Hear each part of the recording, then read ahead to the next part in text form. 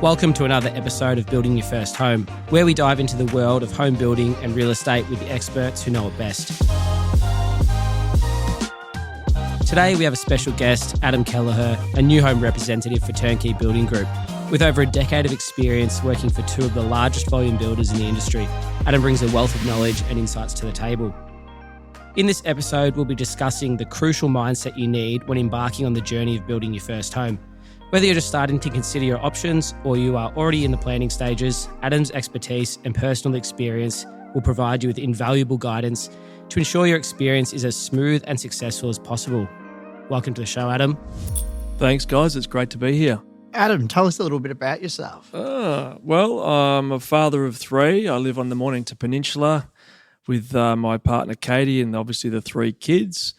Very busy. Kids are obviously busy with school. They're all basically teenagers now. So whether it be dropping them off for netball or basketball pickups, and I have a really great life with the family. Keeps your hands full. Yes, certainly does. For sure.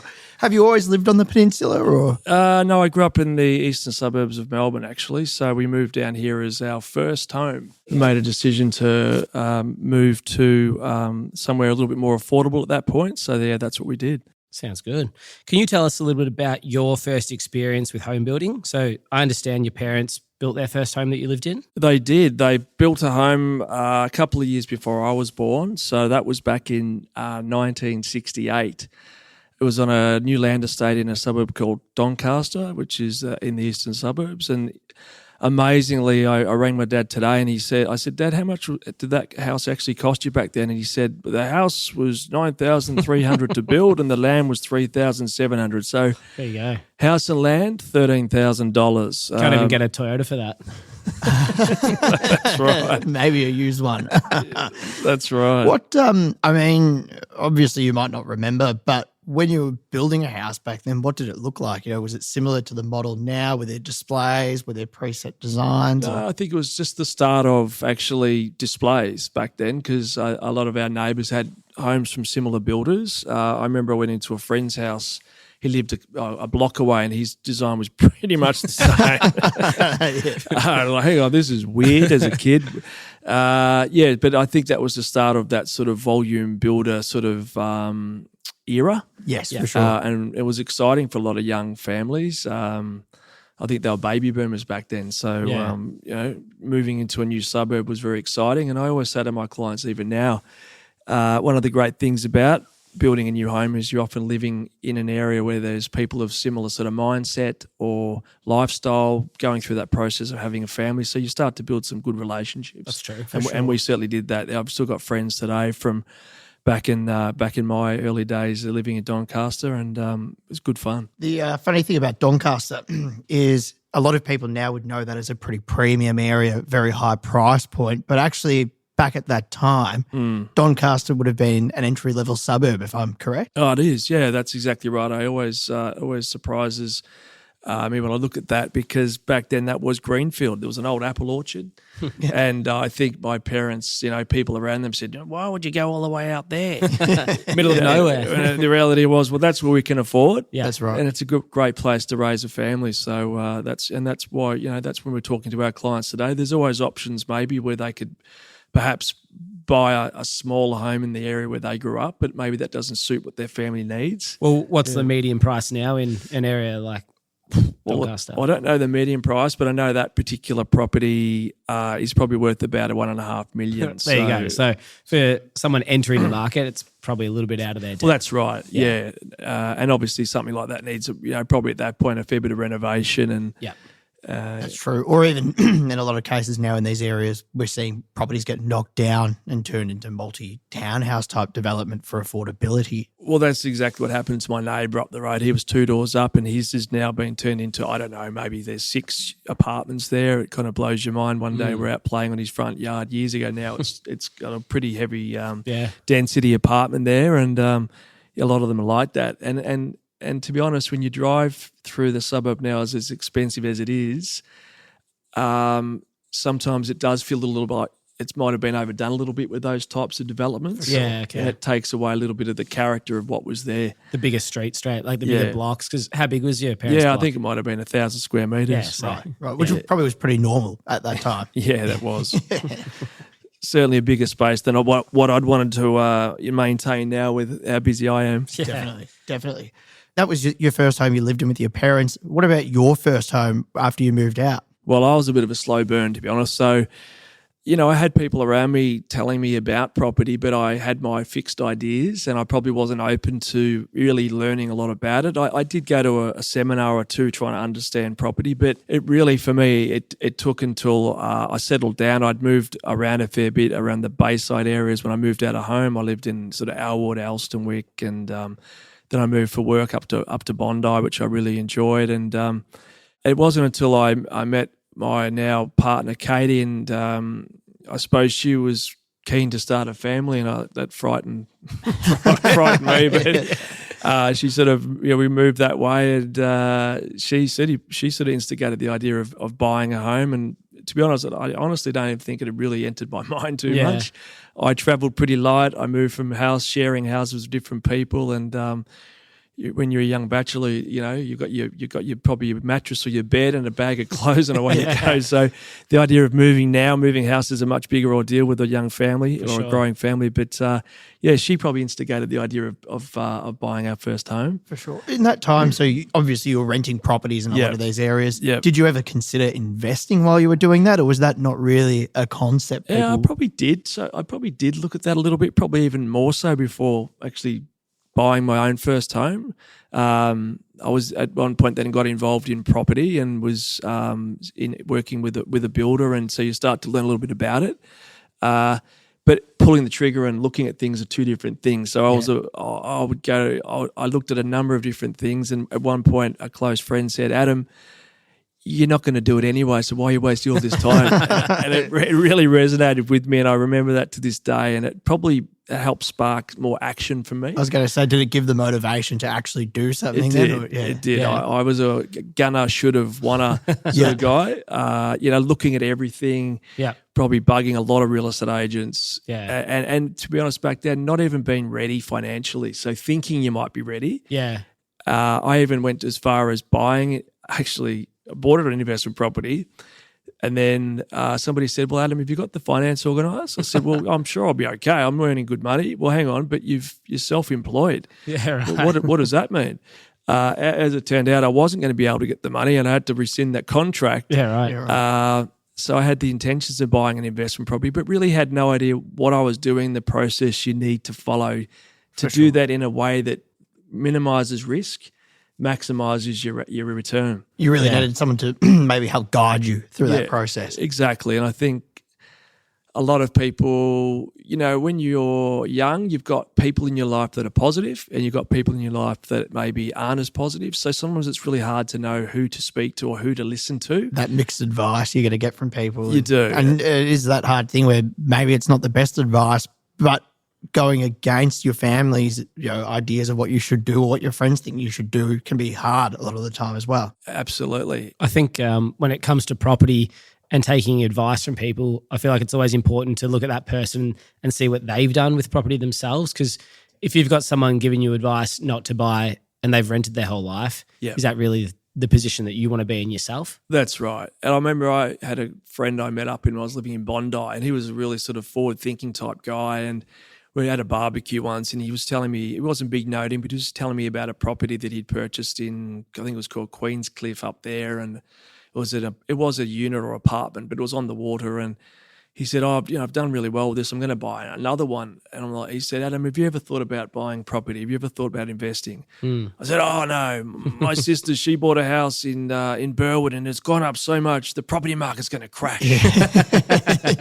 And he just would have looked at me and said, "Let's change topics. This guy, there's no helping this guy." And for context there, do you know what your sister paid for that property in Burwood at the time? Honestly, I can't. My brother ended up buying that off her, and that he owns that still. I don't recall, but let's say it went up in a fairly short period of time. Might have gone up 60, 80, 100,000. Yeah, for sure. Which back then was seemed a lot. Yeah. And that's because in one year I've got somebody in my life saying, oh, I've seen property when it hits the skids, oh, you can lose so much. Yet you see other people in your life that have got property and they keep property and they hold property and they do very well. So, For sure. Well, I think the reality is property is a long-term investment. And even if it's up today and it's down a bit tomorrow, give it 10 years, give it 20 years. Ultimately you look at what a property cost 20 years ago, there's no way you could buy that property anywhere near that price point now. So it's gone up. That's what right. it's done. That's right. So with yourself and entering the market, what point do you think that your mindset shifted into a positive direction where you said, all right, I'm going to start taking action? And obviously you shifted your view on property. When do you think that sort of was for you? Honestly, I think at that point we had a child. We were then having our second child. We bought a home when Katie was heavily pregnant. It was really out of probably her driving it. Yeah. And but my mind still hadn't shifted at that point, to be honest. I was probably more a passenger. Yeah. So we looked at property, and where we could afford, what was practical was further down away from where we'd been living in Bayside areas. Of course, we couldn't afford our first home in Elstonwick or Brighton, unfortunately, and they are beautiful suburbs. So we ventured further down, and then Katie actually had already previously bought a unit in East Kew that she held, and so we held on to that, and at that point that's her property, and we're buying our own family home, and we bought it. And then a few years later, she said, I think I might sell that home in East Kew. And I thought, oh, wonderful. We're going to get rid of this horrible mortgage. Mortgages are such a horrible thing, was my thinking back then. And she said, but there's a caveat on that. If we sell that, we buy another investment property. I thought, oh. Not another mortgage. Oh, no. So I thought I was going to do really well there. But I thought, again, I'm a little bit of a passenger at this point. I said, whatever you think. She said, Adam, everyone that I've known that's got money as they get older have bought and held property. That was her sort of mindset. And I said, all right. And honestly, we went and probably looked at 4 homes within the week, and the market was very depressed, and we purchased something. It felt like a good buy at the time. And this is the property you moved into? No, this was property. This was an investment property. So we've been living in the home we moved into, but my mindset around property still at that point hadn't shifted. We bought that property. Again, I'm still a passenger at this point. It hadn't shifted then. And then it wasn't until probably 4 years later that the market, because people were telling us at that point, don't buy now, the market's not good. And I thought, oh, well, it's probably a good time to buy.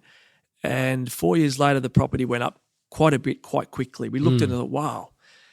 And I really think, and we caught up with some friends, and they had someone that wanted to buy something. They said, would you guys want to sell that? And I said to Katie, well, maybe we should. We probably make $80,000 or something. And we discussed it and thought, well, but what do we do with the money? That's the thing. So I think it was that point there, because we bought that property with 100% finance. So we used the equity from our own home. Yep. We didn't need to find any money at all. That's great. And the rent was pretty much paying its way. Yeah. It's sort of like 4 years in, we've made, I can't remember the exact number, might be 80, 100,000. We've made 100,000 and we haven't had to do anything. Yeah. And for me, that was the light bulb moment when, hang on a minute, this is interesting. Yeah. Correct. I've got this property that essentially cost me nothing out of my own pocket. Yep. The bank's lent me the money to purchase this. Yes. Now I've got a tenant paying that mortgage for me. Yes. And it's appreciating in value. And there's also the benefit of the government, with depreciation. Yep. If you're having losses, the government's reducing your tax. You think, well, everyone's kind of helping me here. Yeah. And we also have people that have somewhere to live, enjoy the home. Mm-hmm. That's where it clicked for me. For sure. It took a while. Yeah. I had friends after year 12 that started buying property, did very well. We just laughed. We said, oh, the property developers, ha, ha, ha. Not thinking, not actually asking the right questions. How are you doing this? Yeah. That's what you have to start asking. How? And that is that big mindset shift that we talk about. There's a lot of people out there that have kind of said to themselves, like, purchasing property is never going to be for me. Maybe they don't think they earn enough, or really what I find, it's the people around them. And like you said, it's the advice you're getting off different people. But I think it's important for everyone to know that if they do want to buy something and enter the market, as long as they've got a job, they can make something work. That's right. And seek good advice. Yeah. And get a feel for some good people in the industry and ask them lots of questions. And it doesn't mean you have to buy then and there. Yeah. You know, be upfront. Listen, I'm researching. It's about a roadmap. You know, we have people, you know, with the role that I have now, and I enjoy giving people a roadmap because a lot of people are probably sometimes they're 12, 18 months away from being able to pull the trigger. Yeah. But having the roadmap gives them the motivation to be able to do what they need to do. Otherwise, it just seems unachievable. It's all knowledge too. Once you get that information, then you can make an informed decision. But like you said earlier, you had friends purchasing property from year 12, and you probably looked at that and thought, I don't know what they're doing, so I don't know how to do it. It seems too hard. But once you've got the tools, you can actually go out there and be like, this is for me. I can do it. But even back then, it's why. The question is, Why are you doing it? Yeah. Why do you want a mortgage? Yeah. But where you look at it now, you think, well, why not? Exactly. I look at property like that's the way I look at it now. Why not? Something we touched on briefly before, obviously, was your property. You were looking at purchasing, and you mentioned that you're in Elwood at the time. You couldn't purchase around that area.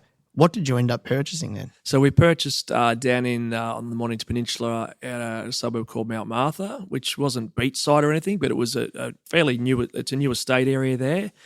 So at the time I had a bit of flexibility in my job, so I didn't need to be driving back to Melbourne every day. And that's pretty much now the new sort of model. But it suited us, and I've always enjoyed sort of being somewhere close-ish to water. Yep. So we bought down there. For sure. I mean, it's always good for your property value if you can be near water as well. Yeah. That home, as compared to your ideal property, was that the ideal you really wanted to purchase? Was it a compromise for you? How did you feel about that purchase? That's a good point. So we would have probably preferred to buy slightly beachside, I suppose you could say. Yep. Because back then it was somewhat still fairly affordable, Yeah. but it was out of our reach. Yeah. Okay, so we looked at homes, but they were old and run down, and Katie really likes clean and new. Yep. So we ended up going that way. Yes, for sure. And it was more a stepping stone, I suppose. Yep. Yeah. But then how did that property perform over the time you owned it? It did very well. Very well. So that particular suburb, I don't know why, but it's a beautiful area, but there's the new Peninsula Link Road. People probably opened their mindset to more remote work where they could maybe commute to work a couple of days a week. So it really became the property Katie owned, I suppose, helped, but that became the lynch, what would you call it, the building block, the foundation block for what we then did with property. Yep. Because it just kept growing. That property, are you in there still or? No, so we had an opportunity to purchase a block a bit further down the coast, and initially we were thinking would basically build something on that and perhaps flip that. Mm-hmm. And then we thought, well, actually, no, maybe we'll build on that and keep that and live in that and try that. So that's what we did. So we've built down there. It's a little bit further down the road, so it's probably not the perfect location for our lifestyle in terms of where the kids' schools are and work, etc. But it is very lovely. Mm-hmm. So we used that first home. We ended up selling it. Yep. It was a big decision, but I could see interest rates were probably going to go up, and we'd built some good equity in that home. So there were some other things we could do with that equity, and in building the new home, I could also see that we could, basically, I recognised straight away we were creating equity in that project. Yep. Adding value to adding value to that block. So my knowledge of housing, we put a really complementary home on the block. We've put a pool in. We always wanted to have a pool for the kids, and with the builder we use, we're able to sort of make some modifications to make it probably just a little bit nicer than what maybe you'd normally get to complement the location. For sure. Yes. For sure. Interesting thing, I guess, about what you're saying there is where you're at, you're not in your ideal home still, but you're a step closer. Actually, that's true. Thanks, Jordan. In the context of, I guess, like it's a journey with property, really, where you don't go from day one, I'm going to buy a property into this is my dream, this is what I live in. You're taking steps each time closer and closer to ultimately what you really want in a home. You're right. I think you have to be prepared to make compromises as well. Yes. Yeah, for sure. But then you have to recognise the enjoyment you get out of your own home. Definitely. The memories I've got in our first home with the kids in the front lounge playing on tambourines and dancing around like crazy. Then the second home, we've got the pool. The kids are a bit older, so they can bring their friends over in summer and enjoy that, and with us, and we open the doors, put the music on. We really enjoy each other. Exactly. Yeah. So that home, the layout is very conducive to how we like to live. A nice kitchen, Correct. open area. Yeah. And I guess ultimately, too, what we're getting from this is, even though it's not exactly what you want, you have a very good lifestyle because you've built this property, you've got the pool, you've got all those elements that are important. Yes, maybe you've gone a little bit further down the road to achieve that, but you're enjoying your life in this property. We do. And it'll be interesting to see that, you hear the kids will say, maybe we'd like to be here. And we go, yeah, we've got to remember what we've got here. Well, I think it's natural for people to always want more. And I think we do come across that often where first home builders are wanting to ideally build their dream home from the start, but it's not always realistic. No. And if you can use property to your advantage, you can eventually get into as close to what you really desire. I think one thing I wanted to ask was, so the home you've built and you're currently living in, have you seen significant value growth by going through that process? It has. Yeah. And that was kind of one of the reasons we ended up deciding to move there, was from a tax perspective. Yeah. Katie years earlier said, I won't live in that suburb permanently. And then we laughed, and then she was pushing for us to move there, and we've moved there happily. But it was again, well, if we would have flipped that home, we probably would have paid a lot of tax. Yeah. Why leave that on the table? Yeah. Why leave that on the table? So we ended up moving to try something different. Can you explain that a little bit to the listeners? Yeah. So if your primary place of residence where you live is let's say you pay $600,000 for that property. Let's say that property in 5 years might be worth $700,000 or $750,000. When you sell that property, you don't pay any tax on the lift from $600 to $750. Great. So that $150,000 is tax free. Yeah. In your pocket. Yeah. Big difference. Yeah. So for first home builders, if we use that, if they build their home and live in it and it appreciates $100,000 in value, when they sell that property, that's tax-free profit. It is. And the other good thing for first home buyers, let's say your mum and dad live in a suburb you enjoy living in. They might and you're now working, you might make the decision to purchase a property in a more affordable area that's in your price bracket as your first home. You'll live in that home for a period of time. Let's call it a year, I think is the minimum. Mm-hmm. You then might decide to move back in with your parents and turn that into an investment property. Over that subsequent 6 years, let's say that property keeps going up in value, as an example, hopefully 5 to 10% a year. You won't pay any tax on that money, assuming you don't have another primary place of residence that you own. Yes. So you're in the market for 7 years, accumulating growth, enjoying the lifestyle. Well, you're enjoying the benefit of the growth. You might be living back with your parents. You enjoy that because your mum does your laundry. But you're in the market. Yeah. You're in the market. And that's the most important thing that we always talk about, is getting yourself into the market. And I guess a lot of people can overthink, and there is a lot of decisions and things to make out there. But I guess that's where, people like yourself can come in and help these first home buyers or builders get into the market and find something that will appreciate and value. Well, I think that's important. But I think people like I wasn't, you've got to be prepared to actually listen. A lot of us, and it's good, we've got our own ideas, but sometimes you've got to decide, instead of me just having my preconceived no, let me have an abundant mentality. Let me have a yes mentality with this one. Let me have a listen. Yeah. For sure.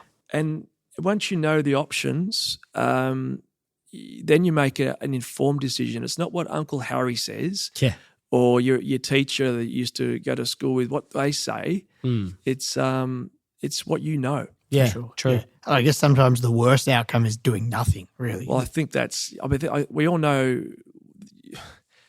you've got you know what's going to happen if you do that. Correct. That's the only certainty. Yeah. Well, no action there's no return. There's no return. Yeah. I thought about this the other day. This was a light bulb moment for me. And I can't believe I haven't thought of it earlier. Let's say, for example, you buy a home for your first home, or alternatively, you're renting. Let's just assume the property goes up at 5% a year. Let's assume the interest rates say 5%. Yep. Yes, you're paying off a mortgage, but your mortgage is probably 5%, but the growth in the property is 5%. So each year, let's say the property is worth $600,000, the property goes up say 30,000. Yeah. That's the amount that you're probably paying in interest. Yeah. So in other words, you're living somewhere for no cost. That's true. Yeah, Yeah. exactly. I mean, that's a no-brainer. And you've got an asset too that you own. So Yeah. It also doesn't take much shift either way as far as your growth sitting at 6 or 7% or interest rates dropping for 4%, and now you're being paid. You're to being live paid. somewhere. And that's the important thing is then making the right decision. Like there's lots of options out there to buy. Deal with good people, do your own research, ask lots of questions, because the reality is you can buy new properties even today and you can get instant equity if you buy the right land with the right design in the right suburb, in the right street in that suburb. yeah. That's true. We all know that, guys. You mean you've done that yourself. Exactly. Yeah, we Correct. have, yes. It's kind of like that's how it works. Exactly right. Alternatively, you can buy something now and Yeah. it won't go up in value because you haven't right. bought the right asset. That's right. very true. Yeah, you can set buying the wrong asset can set you back very quickly. Like, for example, we'll see clients and they love areas like Elwood, for example, like you were talking about, and they might purchase a brand new apartment there. The problem with a brand new apartment in Elwood, it doesn't really go up in value like a house would because it's got no land. In 5 years, it's a 5-year-old apartment in Elwood. Why would I want your 5-year-old apartment in Elwood when there's another brand new one available at the moment? So often I think with that first property, it's buying the right property to plan for your future property purchases rather than buying what immediately it is you want right now as well. Agreed. I think it's it doesn't have to be the absolutely best buy in the world. No. The way I look at it the other way. How do I de-risk this decision? How can I put the odds in my favour? When we all know what those things need to be, that formula for that growth. I won't tell you, Justin. You tell me one. What are those? Well, some things that we would look for are like master plan communities, for example, making sure there's ease of access to public transport, there's freeway access, there's schooling, there's shopping centres being built. The formula is fairly simple once you get your head around it. Yeah, but there's jobs. People want to have access to employment. That's right. And then within those master plan communities, there's some estates, if it's not a master plan community, often you might have a developer that just really heavily puts a lot of density on that estate. There's lots and lots and lots of small blocks. For sure. That estate is probably not going to appreciate compared to a master plan where you've got 16 wide blocks, 18 wide blocks, 8.5. You've got a variety of blocks. That's right. And then the amenities in that estate too, because we know a lot of people when they're purchasing property, they're thinking about these things for their family, like how can the kids walk to school? Can I easily get to the train station so I can get to work? Can I get on the freeway easy to go and visit my friends? So when we're looking at developments or helping people enter the market for their first home, we take all these things into consideration.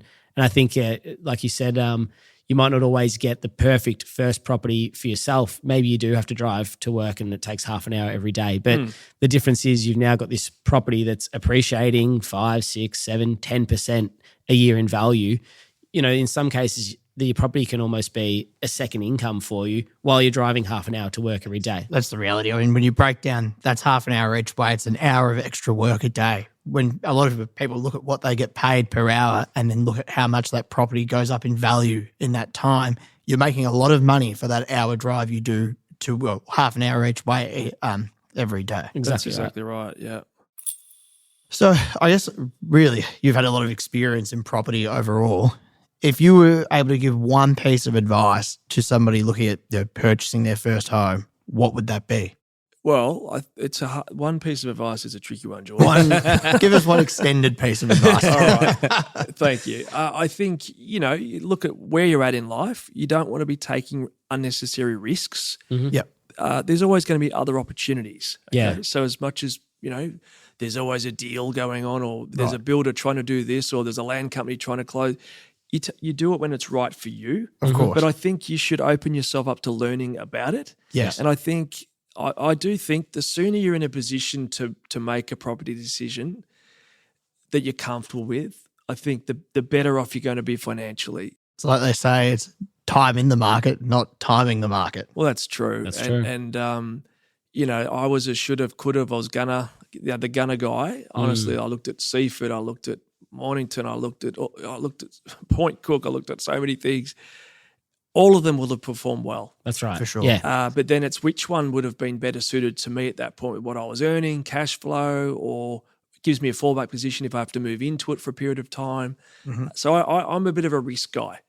I do like to minimise risk, and I think you don't have to absolutely smash out of the park. Don't go and buy that one that someone's telling you about in that mining town, because that mining town, it might end up being a critically terrible decision for you and put you back 10, 20 years. That's right. Well, if that mining business shuts down, there's no property market there anymore. No, and all that is really greed. Yeah. That's people being greedy. You don't need to be greedy. I suppose, actually, here's one piece of advice. Yes. Time is your friend. Yes. Yep. Inflation, funnily enough, is your friend in property. Yeah. Because what a home costs you today, let's say the build is $350,000. In 10 years, that same build is probably $450,000 or something similar. I haven't done the maths exactly. The cost for the developers to carve up the roads, the taxes, I don't think the taxes are going anywhere. So the costs in Australia with inflation keep going up, but your mortgage remains the same, assuming you're not putting the boat on the mortgage now and doing those silly things. That's true. You should be trying to punch the mortgage down, in my opinion, if you can. Yeah. The reality is you have to make some compromises. That's where I think looking at like building for your first property, for me, seems like a lot less risk, because you're buying a product that actually has a price. The land has a cost to develop and the build has a cost to build. Those costs increase exactly like you've said. Yep. But then what also happens is once that particular development in Doncaster is now fully developed, then the next estate is further out and further out and further out. So the value of your property is always going to increase because the next option is further out. Something else I think to consider as well on a first property is when you're looking at it as that stepping stone, it's important to buy a property where you actually can add value to it as well. So you don't want to be buying someone's brand new renovated property where you're paying for all the work they've put into it. You really want to be buying a property where you can add some value. Now, a lot of people don't have the time to buy and renovate a house themselves. Building gives you the benefits of adding value, where going through that process of having a house built on the block adds immediate value to a property without actually needing to invest your time into it. You don't need to show up and do that work on site. The builder does it for you, but you get the benefits at the end of it. Well, they deliver you a brand new product at the end of it. I think, some people come to us and they say, well, we're thinking about buying an older property and we're going to renovate it. The reality of that is, not only is it time consuming, but for a first home buyer, builder, it's very expensive.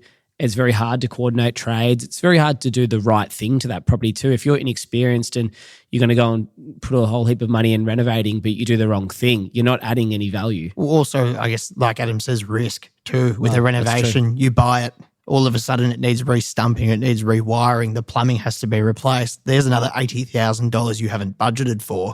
Where are you going to find that from? That's right. And generally you're buying something at market. So you're buying an established home, it's on the internet, it's at market. Whereas when you, for example, with what we do, people can come and see us and we can be finding them opportunities that actually aren't on market. That's true. We do see land that the developers are selling, they're discounting.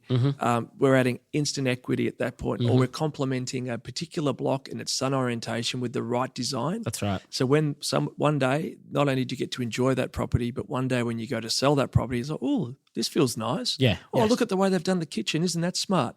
And it's that emotional buyer at the other end that gives you the lift. That's exactly right. Well, I look at my first house that I built and I moved half an hour away from where I grew up, and a lot of people were thinking, like, where are you moving to? You're going out to the middle of nowhere and what are you doing? And, I built a small home, but you do some nice things and, you build a nice outdoor area and your house presents well. Your friends come over and they're like, this is awesome. not that bad. That home was great. It was a great house. You actually opened my eyes up with that, what you did with that. Yeah, it was. And when I sold it, it sold quite well into the market. I didn't live there for long and it went up significantly in value. And the person that purchased it bought into all the things that I loved about that house. And so I feel like, for your first home, you can do little things that are going to make the house much nicer for yourself to live in. But at the end of the day, when you go to sell that property, like, where you're living at the moment, you've put the pool in, you've got a nice open family area, that's going to appeal to a buyer at the end of the day. So that's right. It's interesting. I listen to different podcasts and there's some really good property podcasts out there. And some of them, unfortunately, they don't have a great opinion of a new build. Yeah. And you think to yourself, it doesn't make any sense, because that home in, say, for example, Toorak, that home in Caulfield, that home in Nuttawading, that home in Mount Waverley, it was all greenfield. Yeah, it was once upon a time. Yes. They were all a new build and they were all greenfield. Yeah, that's right. And I guess, that's back on what you were saying at the start. Ultimately, that is what your parents did in Doncaster at that time. And when someone is now in a new suburb, like they're in Office or they're in Clyde North, as much as they might not expect it, 50 years from now, that's probably going to be Doncaster. It's going to be that suburb where you're paying $1.5 to $2 million for a property because people are now buying in Maui because that's where they can afford to purchase. Look at Singapore. Look at the density. Exactly. That's probably down the track. That's sort of what our cities will look like. Yeah. For sure. But then I guess you balance that. A lot of Australians don't want high density living. So the spread we're going to have will just become enormous. Yeah. But then how is that practical? And in saying that, these new development areas will probably have a very premium price because it will give buyers an opportunity to be 35, 40 minutes, maybe an hour from the city, but to actually have a bit of land and some space for their families. Well, and that's why we see a lot of people moving to regional areas because areas like Geelong or Bendigo, they have quite significant cities there's a lot of job opportunities and the value for money there is quite good. You're 1 or 2 hours away from Melbourne CBD, but you're actually getting that nice, what we're talking about, that nice lifestyle out there. So you are. Sure. I think for the first home, if you can afford a home on its own block, generally speaking, if we look at the history of property prices, as opposed to, for example, a townhouse or an apartment, you will get greater growth. Yes. Mm-hmm. And this, if you look at your first home that you're purchasing as your first investment, that's what you should be looking at. Yep. Where am I going to? Where we work so hard for our money? Yeah. Where can the money work the hardest for me? Yeah. How can I use this property as a tool to set myself up for the rest of my life? That's exactly right. Yep. Any final words, Adam? Or No. It's a really exciting thing to watch a house get built. Actually, Yes, it's agreed. exciting to see a block, to have people around you, whether it be us helping you or other businesses that are good in the industry. When you pick a block, it's very exciting. It is. And when you pick the right design and you understand the reasons why that design works on the block, and then to watch that home come out of the ground, to move into that home, to enjoy that home, to create your memories is actually really, really awesome. We've said it before, it's almost addictive, isn't it? It is a bit addictive. Yeah. So, get some good advice and get stuck into it. thank you for joining us, Adam. It's been great to hear about your journey. It's been great to hear about how your mindset has really played into your journey with property.